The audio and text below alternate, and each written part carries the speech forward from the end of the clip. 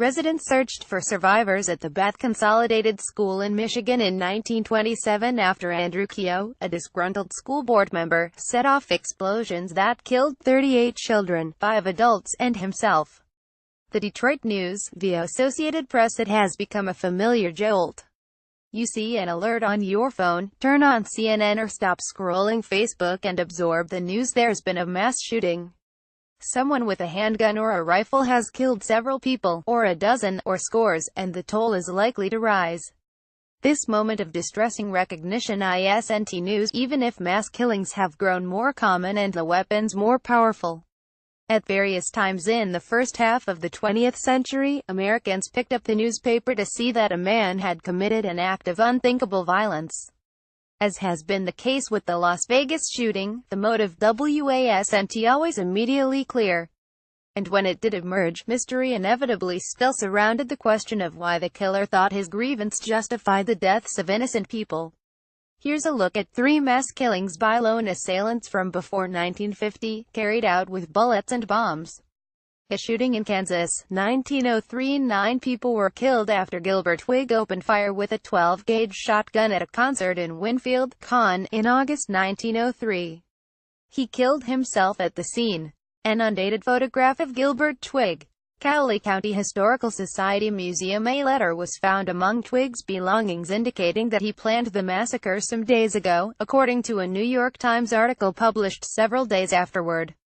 The article went on. It appears that Twigg was disappointed several years ago in a love affair, and that he had brooded over it to such an extent that he was convinced the citizens of Winfield were making light of his troubles. He wrote that he had harmed no man and had never violated the laws of his country, and that the deed he was about to perpetrate was for the purpose of getting even with those who had shunned him and interested themselves unnecessarily in his affairs. After the maniacal deed, the Times reported, quite a large sum of money was found upon Twigg's person.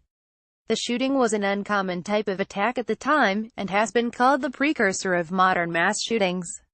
The Bath School disaster, 1927. Andrew Kehoe, a school board treasurer in Bath Township, Mich., planted explosives under the local school months in advance before killing his wife, bombing his farm and setting off explosions at the school that killed 38 children, 5 adults, and himself.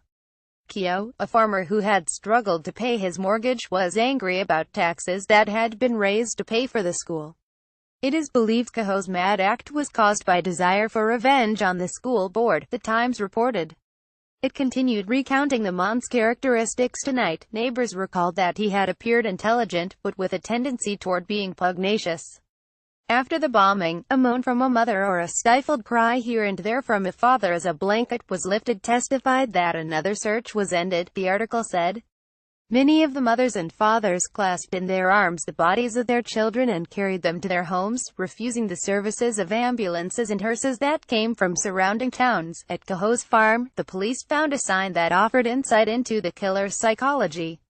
It read, "Criminals are made, not born."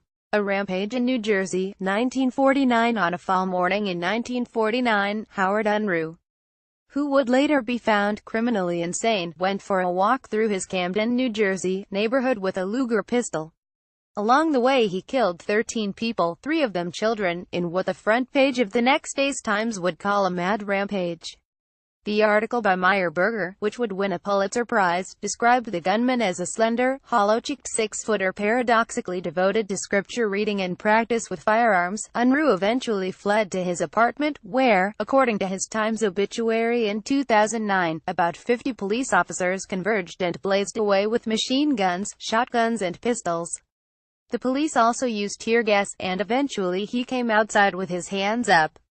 Unruh was later found to have paranoid schizophrenia, and a psychiatric report found that he had believed his neighbors were belittling him and thinking of him as a homosexual. The report described him as a master of suppressed rage who harbored a smoldering anger, but he had been calm when, as the police lay siege to his apartment, he answered a phone call from Philip W. Buxton, an editor for the Camden Courier-Post. Buxton asked Unruh how many people he had killed. "I don't know, I haven't counted," he said. "Looks like a pretty good score. Why are you killing people?" Buxton asked. Unruh replied, "I don't know.